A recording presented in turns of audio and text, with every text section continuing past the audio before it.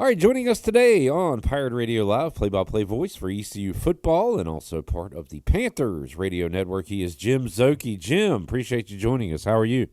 I'm doing great, Clip. How you doing? I'm doing good. I thought about this after I contacted you earlier this week, Jim. You finally got, a week off with Pirate football, and the Panthers are on a bye, and here I am bothering you for a few minutes. So hopefully we didn't catch you in a hibernation or anything, but yeah, how about a weekend off, I guess, for you, Jim? I don't know what to do with all this free time I've got, but at least it's during the week. Yeah, I think I've got a honeydew list as long as the entire fall to catch up with. Beyond that, but hey, at least we hit a sweet spot as far as where both teams are and things are going well heading into the bye week and seeing what the bowl situations are going to be. Man, I mentioned it yesterday when we said we were going to have you on. We, I guess, last year talked in some pretty rough times where you were calling a lot of losses, unfortunately, and the football gods looked down on you this year and have given you some good football and some very entertaining football, both with East Carolina and the Panthers. We'll start with ECU. I was thinking about it, Jim. I think the most common call I heard from you this year was the opposing team hands it off, hitting the backfield. A lot of tackle for losses, and Josh Aldridge posted it on Twitter. All the accolades his defense got in the American this year. But let's start there. That shocked me day one against State and throughout the season. But the defense certainly a big reason the Pirates were 8-4 this year. Yeah, no doubt. And Josh Aldridge, that whole defensive staff deserve a lot of credit for that. And then the guys too for what they were able to do with you mentioned the tackles for loss. I mean, one of the best in the country getting after it with that. And I thought they just did a good job of being a sound, fundamental tackling defense. To play solid up there and rotate guys in and out. I think when it began, I think we were all wondering what's this defense going to be like. We knew the names on offense more than defense, but man, they all stepped up despite all the graduation from the year before. And you look at individually, Jamarly Riddle as he grew as a player this year. You mentioned tackles for loss. I think of Zion Wilson. Feel like he was always in the backfield. J.D. Lampley and some of the guys there. So it was really I think keeping the score low the way they did all year long was amazing. And of course, we saw some offensive fireworks as well. Caden Hauser to Anthony Smith, Yannick Smith, the tight ends, really had a good year as well. And just like last year, Jim, the second half of the season, that run game got going for ECU, and that just opens up everything when you have London Montgomery, Marlon Gunn, Engelman at times, guys just running for big yards. And we saw that the second half of the year really pick up. I really think one of the bigger stories was how the offensive line performed. Honestly, they kind of figured it out as the year went on because you don't do any of that, whether it's the pass game or the run game, without the offensive line doing their part. And those guys played. We talk with the coaches. Those guys played through a lot of injuries this year too. Beyond the guys that missed time, a lot of the guys when they were out there playing were playing through injuries throughout the course of the season. So a lot of credit to them. And yeah, Caden Hauser was just as we thought he would be, as advertised for a second year getting out there. The two Smiths, we knew would be great. The tight ends you mentioned, the running backs. So, again, John David Baker and that group out there just always seemed to hit most of the right buttons most of the year there. And you think for as much as they threw the ball around, that Caton only had 6 interceptions all year. Throwing as much as he did was amazing, I thought. Jim, I've talked to the players about this, especially guys on last year's team, just the difference of Blake Harrell taking over and being the guy in the locker room, and you saw it from your perch up there the second half of last year and all of this year. But it is a pretty dramatic change, record-wise and production-wise, with what we saw with this team. How about – and I talked to Kevin Monroe about this yesterday. He said no matter what players leave or even if assistants leave, he feels good about where ECU is because of the man in charge. So how about that, the Blake Harrell football team and culture and program he's put together? No, he is. He's what is that steadying hand you want to be the coach, the guy that from his time being here prior to being head coach. I think he had a good understanding of ECU football, Greenville, what it takes to win in a group of 5 setting.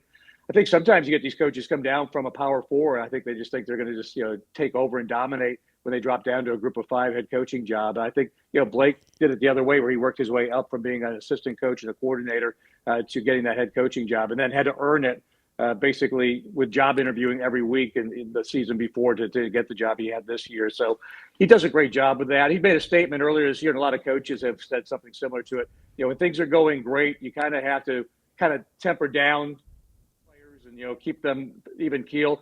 And when things are down, you got to build them up. When you come off a tough loss like UTSA, and they never lost 2 games in a row.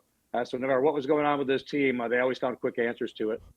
No doubt. We talked about that during the year, Jim. I think it was BYU. We had a lot of uncharacteristic false starts from the receivers, and I feel like that was cleaned up immediately. We'd have a game with a lot of penalties, and that would get cleaned up. And as you mentioned, did not lose 2 games in a row. Always able to bounce back, and of course, you don't want to lose any, but bouncing back is a sign of a good team. And another thing too, Jim, beating the teams you're supposed to beat is a sign of a good football team. The Pirates were not upset unless you want to count that UTS game, which they just ran into a buzzsaw. You saw that firsthand, but a sign of a good team taking care of business, and East Carolina did that throughout the season.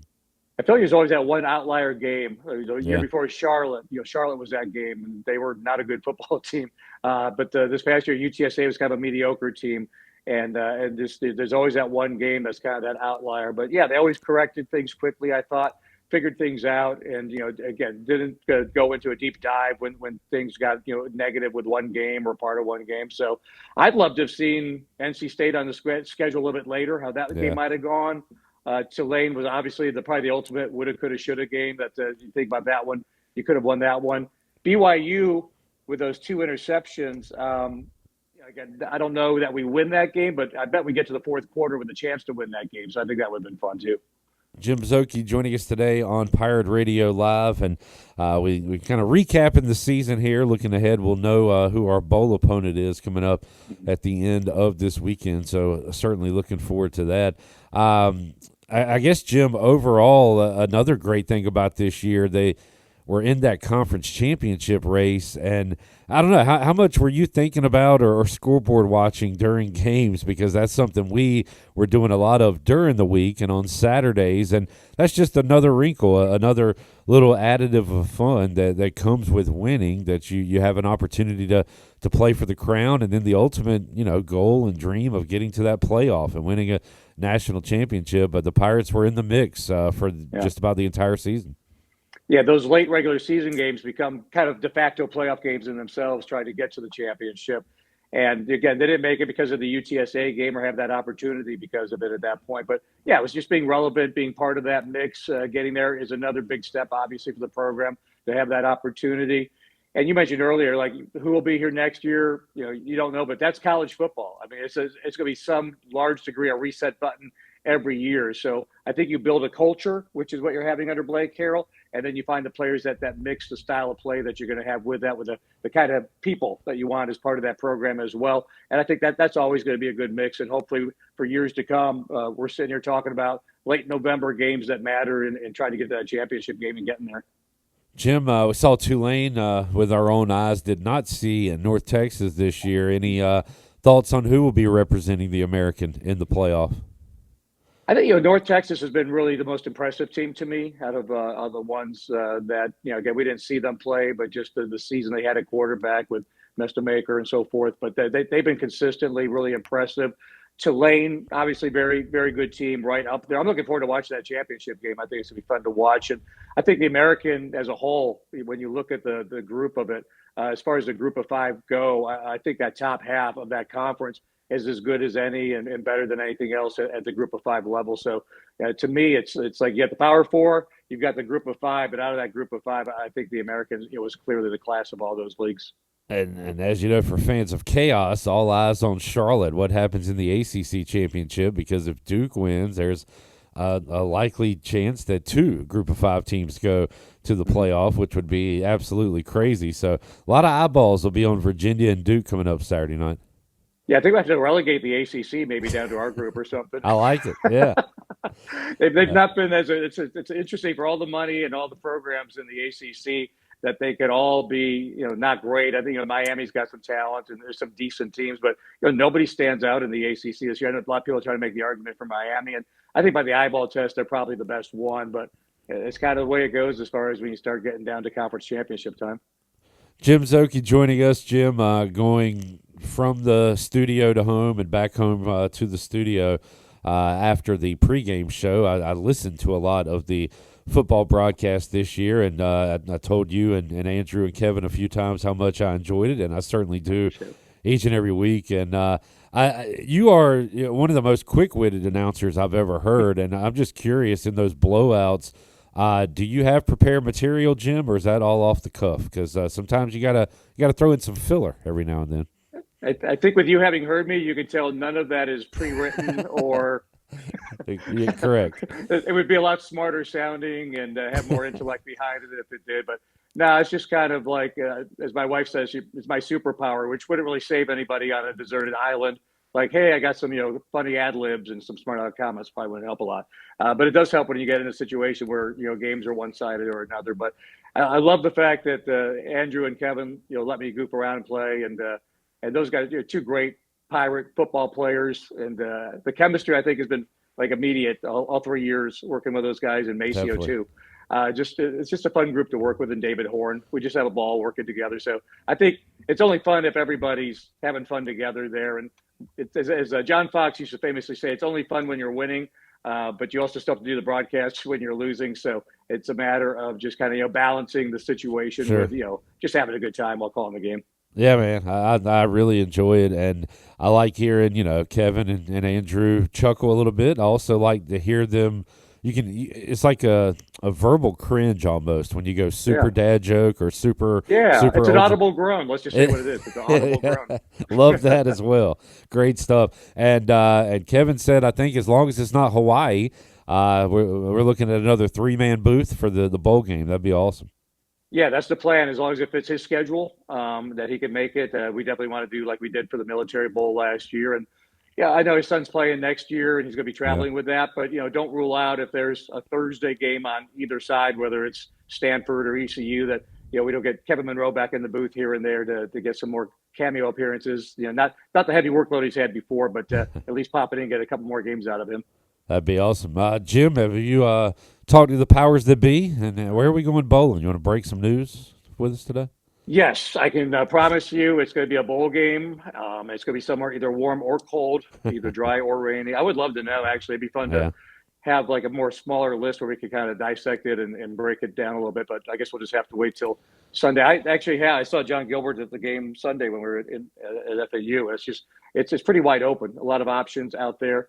And it's interesting too because it's a financial decision too. Some of these bowls pay more than others, so you have to look at everything that goes into it.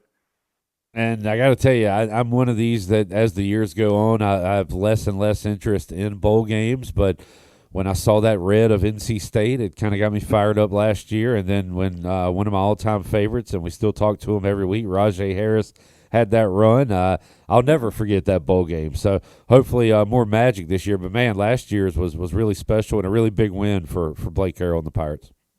Yeah, and I think now you look at this year, you won 8 last year. You wanted to go to a bowl game and try to finish with 9. So it just helps overall to kind of feel that momentum if you could get that win. So it's not the end of the world if you don't, and you have to always factor in who's playing and who's not playing. But it's kind of what bowl games are right now. So to me, you don't play any game not to try to win. So wherever it is and whoever they're playing against, I hope they come away with that victory. Well, Jim caught a lot of Pirate victories this year, and he has called some Panthers wins as well and some losses. It's been a roller coaster season for Carolina, but, man, a very entertaining one with some amazing wins, including last week, Jim, against the Rams. How about the season they're having so far? That has been thrilling, to say the least. Yeah, you mentioned the Pirates being in the hunt, and that's what the Panthers are. As we talk, they're half a game out of first in the NFC South with a 7-6 record. And again, you talk about losing not too long ago, the dark days of 2 years ago. That team won 2 games last year, 5. So here you are, not even done with this season. You have 7 wins, which matches the last 2 years combined. So Yeah. credit to Dan Morgan, Dave Canales, everybody with what they're doing. And we're still dissecting the team like they're a 2-win team. Like we're still complaining and talking about all the same things we did a couple of years ago. Like at least we're doing it with a 7-6 team instead of a team that's already talking about next year's draft. So there's a lot of good components to this team, and come back out of this bye week with a game at New Orleans. You win that one, hopefully, which you should. If you're a playoff team, get to 8-6. That makes those last 3 games, and 2 of those against Tampa Bay. really exciting matchups for the stretch run. It looks like you hit on the receiver in the first round. McMillan has been really, really good. Rico Dowdle has been better, I think, than anybody anticipated, adding him with Chuba Hubbard. Bryce, I'll let you speak on that. Bryce has been kind of up and down, but do you feel like he's taking the next step, Jim, or do you still need to see more from Bryce Young? It's like kind of I get this question like almost every interview. It's not been linear progress. It's not like it's like here it goes. He threw for 448 and watch it take off, and then he backs back down to below Right. 200. And it's not all about the stats, but just again the way the games are being played. I think he's still learning. It's his third year, and I think one thing the Panthers have learned in their past is don't give up too soon on quarterbacks. Like I don't know Baker Mayfield, Sam Darnold. So maybe ride it out. I think that picking up his option year makes sense. So I would keep him around and keep heading in that direction. I always think competition's good at every position. So I would bring in competition. I've kind of mentioned to some folks, with the Colts, they had Anthony Richardson, but then they brought in Daniel Jones, and then Daniel Jones wins that battle. Just having maybe not just a clear backup quarterback like Andy Dalton, but have like a competition as starter next year because of what you said about being kind of up and down with that. And that if you do have an injury, you've got two, starting level quarterbacks on your team. And how about the defensive side of the ball? I'm happy for Panthers fans. I have a buddy, Tony Dunn, C3 Panthers podcast that comes on every week. And I remember talking to him, I guess 2 years ago. I was like, who's the face of the Panthers? Who's the star of the team? And he said, well, I guess Derek Brown. And it's kind of hard for a defensive tackle to be your most popular player. They're kind of doing the dirty work, but man, he made two huge plays on Sunday in the win, and that entire unit making some big plays this year, Jim. It's just still Derek Brown to me, just because his impact is just felt, and just the way he, just his mindset. Every time they win, all he talks about is getting back to work the next week on the next one. He's just that lunch pail guy. So I think he's the guy. And then J.C. Horn has become the other one. I think he was a Pro Bowl player last year. So those are your two. Like if you were like game planning we're playing the Panthers defense, who are you pointing out in film study? Those would be the two guys that really stand out. But again, I think credit to Dan Morgan. I think bringing in Trayvon Merrick has just been a good, solid addition to what they have with the defense. And there've been other guys like that at times contribute and add. Christian Roseboom wasn't supposed to be a starter this year, but when Josie Jewell retired right before the start of the season, I think Christian Roseboom has become just a really solid linebacker. And again, not a Pro Bowl guy, but a guy who just you need in there as much as he can be healthy. So I think the defense has been the story.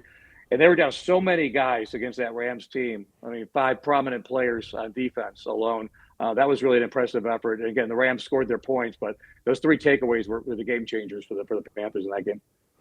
Jim Szoke joining us. Jim, I just thought I heard you fill in for a few hoops games for ECU. So you got any of those on the calendar, or are you just in the bullpen warming up if we need you? No, I'm ready. My schedule is filling in for Darren when he can't do them. My games all land in February. So my hope is that this slow start, that they'll be full stride by the time we get late in the season. There you go. I know 2 of my games are Greenville. One's actually right here in Charlotte against the 49ers. That worked out pretty good for my travels. But there's 3 or 4 coming up in February where I'll be filling in for Darren. Awesome. That's great, man. And again, hope you have a relaxing weekend. You won't know what to do with yourself Saturday and Sunday. And you've got the honey-do list, but how much football will you be watching, Jim? If you are home and don't have a game to call, are you locked into all the games, or are you doing other stuff?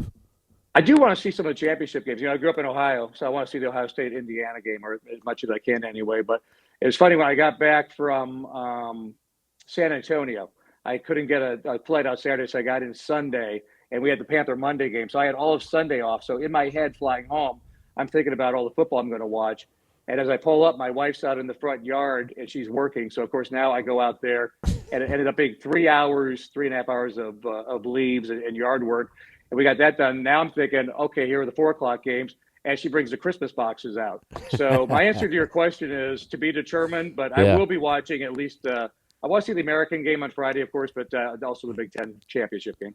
Jim, always enjoyed talking with you, man, and once again, really enjoyed the broadcast this year with yourself and the crew. Been fun to listen to, and looking forward to hearing one more when the Pirates go bowling. We'll catch up again down the road, Jim, but if we don't talk to you again, Merry Christmas, Happy New Year, and we'll catch you down the road, man.